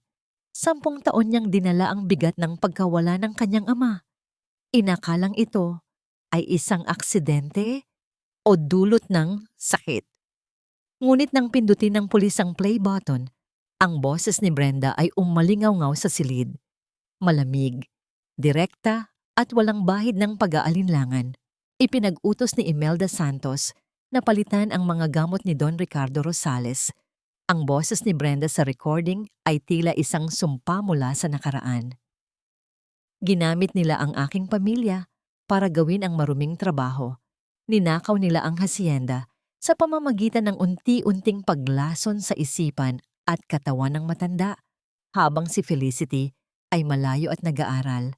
Ang kasal ni Donato kay Feli ay para lamang tuluyang selyuhan ang pagnanakaw na ito. Isang malakas na kalansing ng mga posas ang bumasag sa huling pag-asa ni na Donato. Ang tunog ng bakal na dumarapi sa balat ni Donato ay tila bahudyat ng katapusan. Napaluhod si Doña Imelda sa sahig. Ang kanyang mamahaling bestida ay nakalatag na ngayon sa marmol na parang isang basahan. Feli, Feli, anak. Gumapang si Imelda patungo sa paanan ni Felicity. Ang kanyang mga mata ay puno ng pekeng luha at desperasyon. Ginamit lang ako ni Brenda. Siya ang may kasalanan ng lahat. Maawa ka sa amin. Alalahanin mo ang utang na loob mo sa amin nung pinatira ka namin sa mansyon. Tumingin si Feli sa matanda. Wala na siyang nararamdamang galit, tanging isang malalim na pagkapagod at awa para sa isang kaluluwang nilamon na ng kasakiman. Marahan siyang umatras, iniiwasan ang maduming hawak ni Imelda. Ang utang na loob ay ibinibigay sa mga taong nagpakita ng kabutihan, Doña Imelda. Mahinang sabi ni Feli, ngunit ang bawat salita ay may bigat ng isang pinal na hatol. Hindi ito ibinibigay sa mga taong pumatay sa aking ama at nagnakaw ng aking dangal. Ang tanging utang ko sa inyo ay ang aral na ang kasamaan, kahit gaano pa ito kintab, ay kailanman ay hindi magiging ginto. Habang pilit na kinakaladkad ng mga pulis ang mag-ina palabas ng hasyenda, muling tumingin si Donato kay Feli. Wala nang yabang sa kanyang mga mata, tanging ang takot ng isang taong alam na wala na siyang matatakbuhan. Ang pintuan ng mansyon ay dahan-dahang sumara, na nagiiwan kay Feli sa gitna ng malawak at tahimik na silid. Lumapit si Mateo at marahang ipinatong ang kanyang kamay sa balikat ni Feli. Ang init nito ay tila ba nagbibigay ng lakas na matagal na niyang kailangan. Tapos na ang bagyo, senyorita, bulong ni Mateo. Ngunit bago pa makasagot si Feli, napansin niya ang isang maliit na sobrang naiwan sa mesa na kasama ng mga gamit na dinala ng pulis. Ito ay mula pa rin kay Brenda. Nang buksan ito ni Feli, isang laket na ginto ang nalaglag. Isang laket na pag-aari ng kanyang ina na akala niya ay nawala na noong bata pa siya. Sa loob ng laket, may isang nakatagong maliit na papel na may nakasulat na isang pangalan at isang address sa isang malayong probinsya. Mateo, tawag ni Feli. Ang kanyang boses ay may halong kaba. Hindi pa pala tapos ang lahat. May isang taong binanggit dito. Isang taong akala ko ay matagal na ring wala. Sino ang taong ito na tinutukoy sa laket?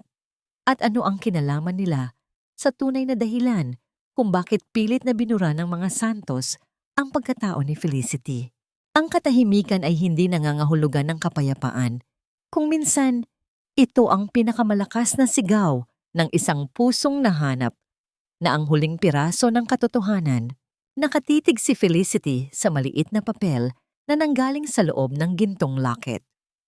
Ang tinta ay bahagyang kumupas na sa paglipas ng panahon, ngunit ang pangalang nakasulat doon ay tila isang bagong uling na nagpapasigla sa apoy ng kanyang alaala, Gabriel Rosales.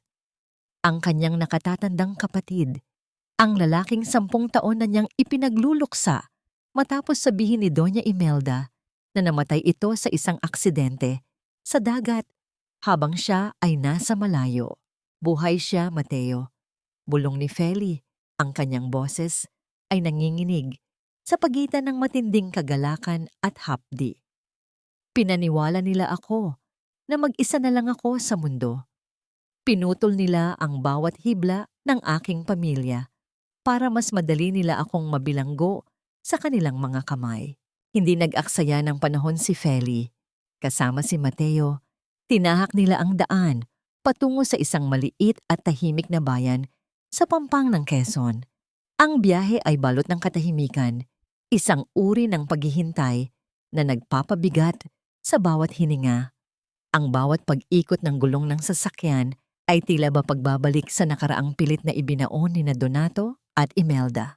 Pagdating nila sa isang abang dampa malapit sa dagat, nakita ni Feli ang isang lalaking nakaupo sa isang bangko, abala sa pag-aayos ng isang lambat.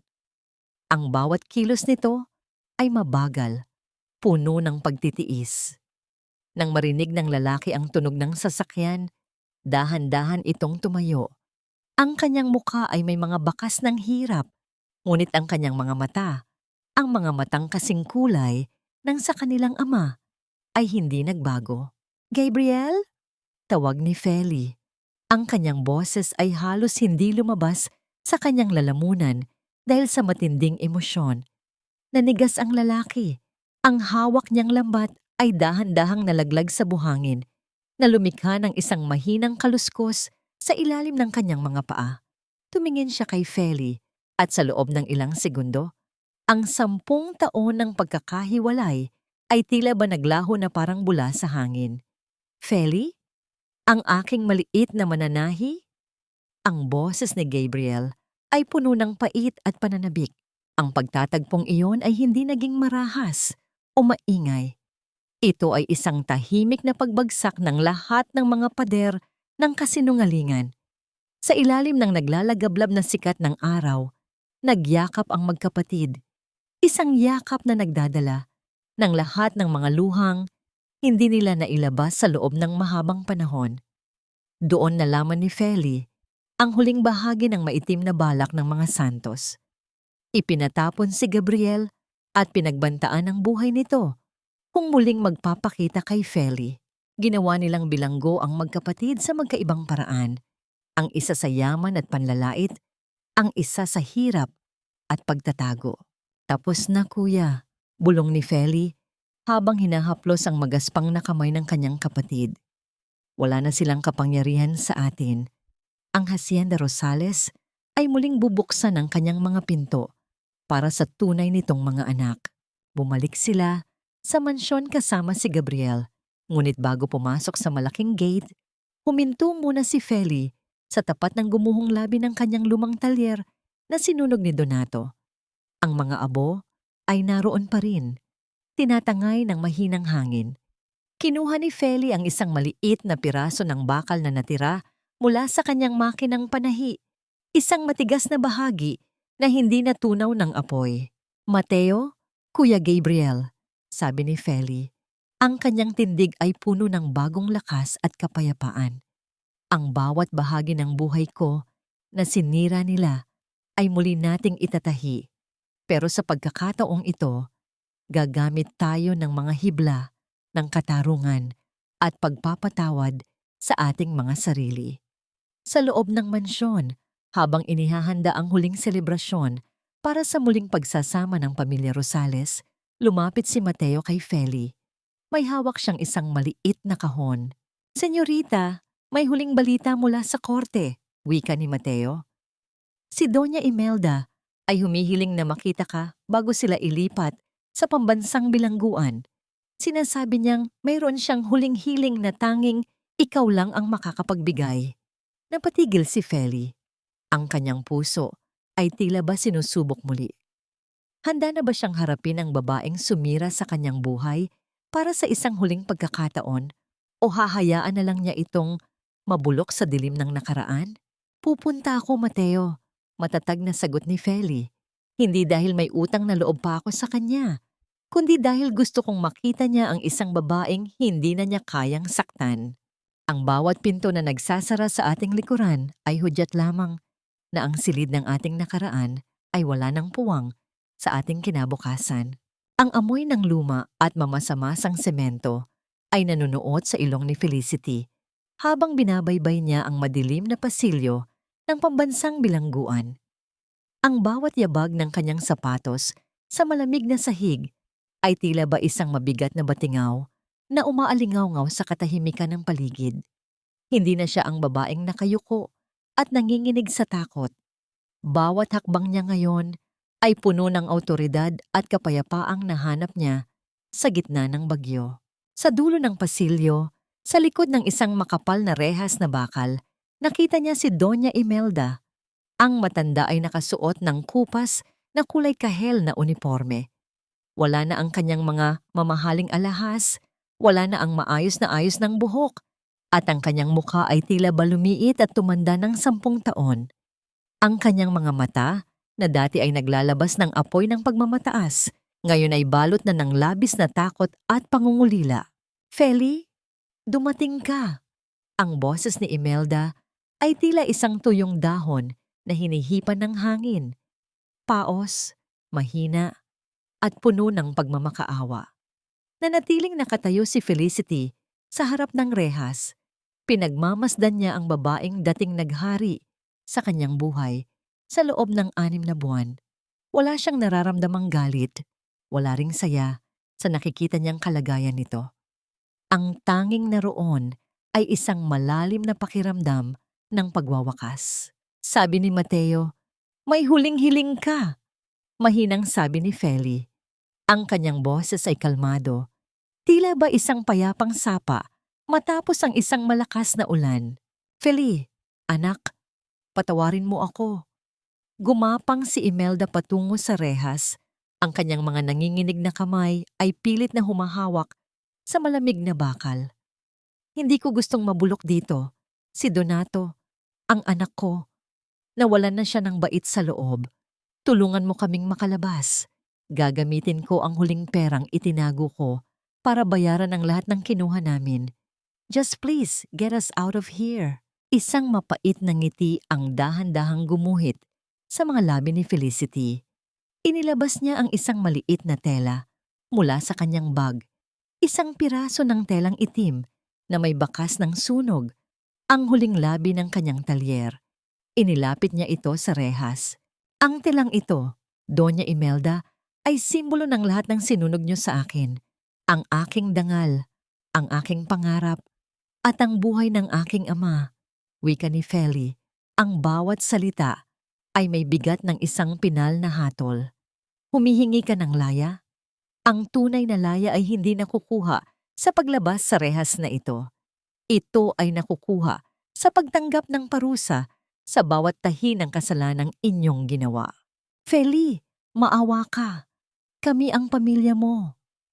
Hiyaw ni Imelda, ang kanyang mga luha ay dahan-dahang humahalo sa dumi ng kanyang mukha. "Hindi ko kayo pamilya. Kayo ang naging guru ko para malaman ang tunay na halaga ng aking sarili." Sagot ni Feli. "Ang hiling mong patawad, ibinibigay ko na iyon. Hindi para sa'yo, kundi para sa aking sarili. Para hindi na ako mabilanggo sa galit na itinanim niyo sa puso ko. Pero ang katarungan ay kailangang manatili." Tumalikod si Felicity. Narinig niya ang marahas na paghagulgol ni Imelda sa kanyang likuran. Ang tunog ng pagpukpok ng matanda sa rehas na tila ba isang desperadong awit ng pagsisisi. Ngunit hindi na lumingon si Feli. Sa bawat hakbang niya palabas, ang bigat sa kanyang dibdib ay dahan-dahang naglalaho, tinatangay ng hanging nagmumula sa labas ng bilangguan. Sa labas ng malaking pader, naghihintay si Mateo at si Gabriel sa tapat ng sasakyan. Ang sikat ng hapon ay nagbibigay ng gintong liwanag sa paligid. Tila ba isang pagbati mula sa langit.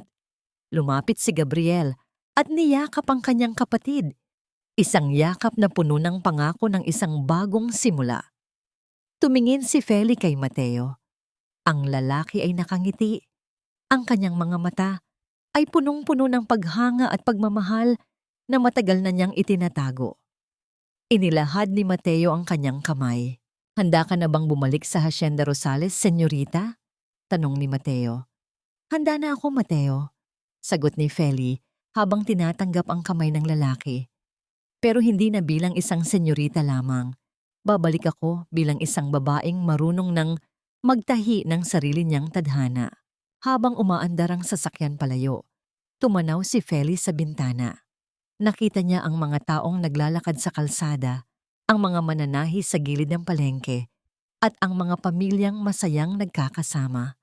Sa unang pagkakataon, sa loob ng maraming taon, naramdaman ni Felicity na ang bawat hibla ng kanyang buhay ay maayos na muling nakatahi.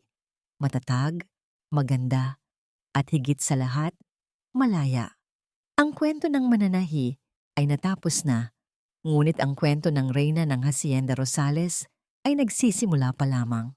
Ang bawat mahusay na obra ay hindi natatapos sa huling tahi ng karayom, kundi sa kung paano ito isinusuot ng may dangal at pagmamahal sa harap ng bagong umaga.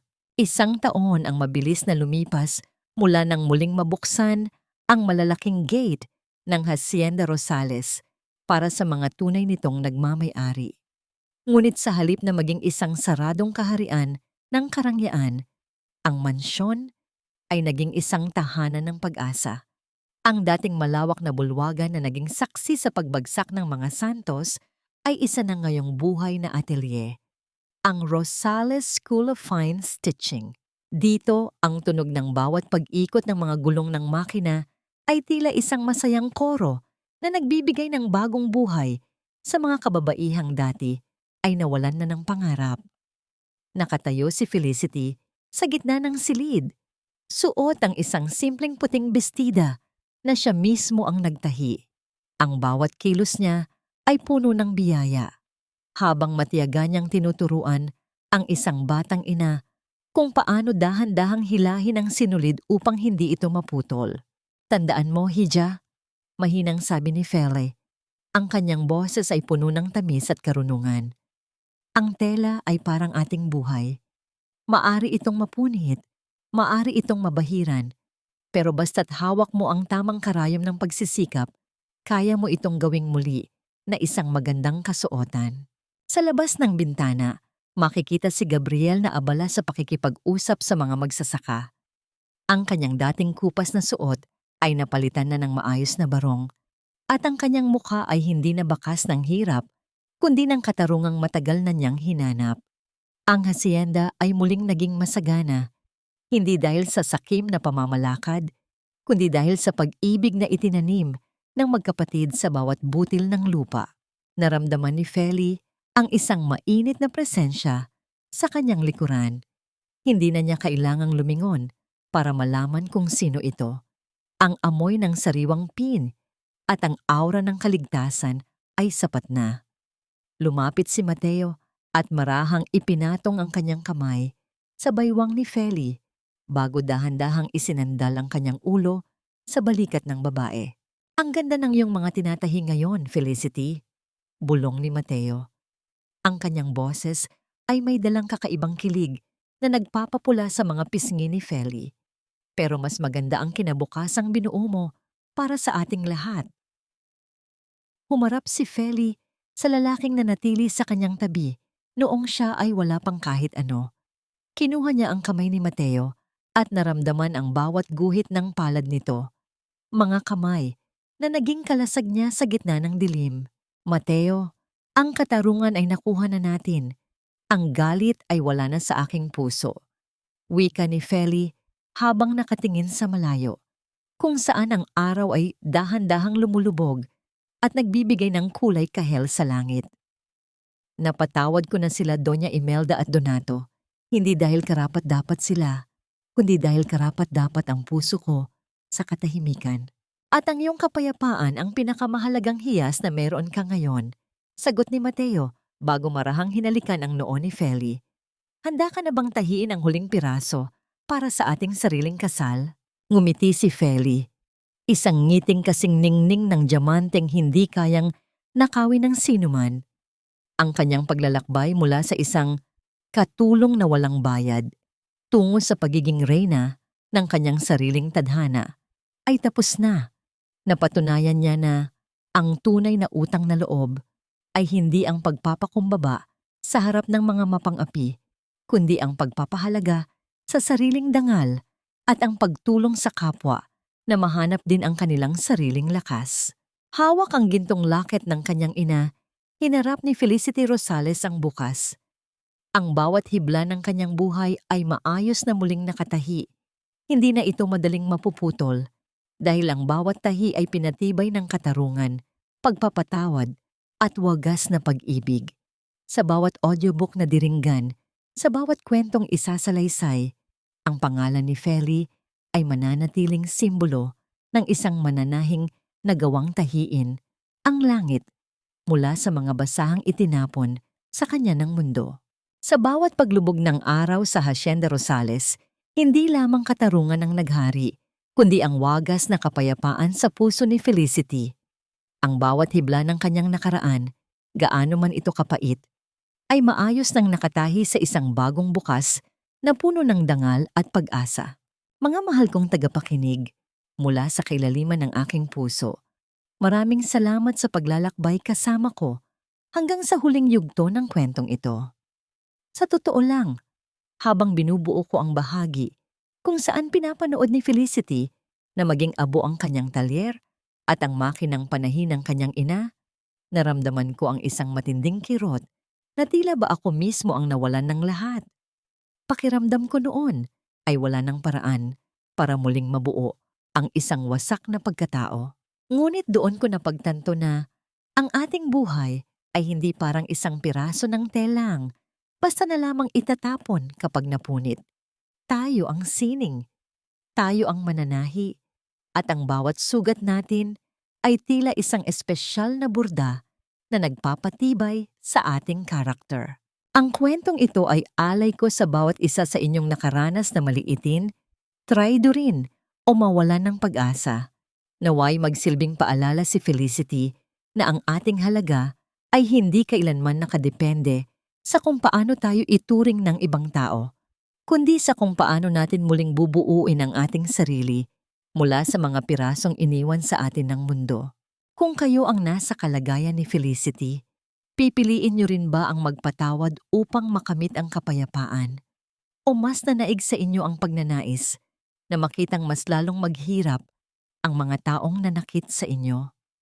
Napakasarap isipin kung ano ang inyong mga saloobin tungkol sa naging desisyon ng ating bida.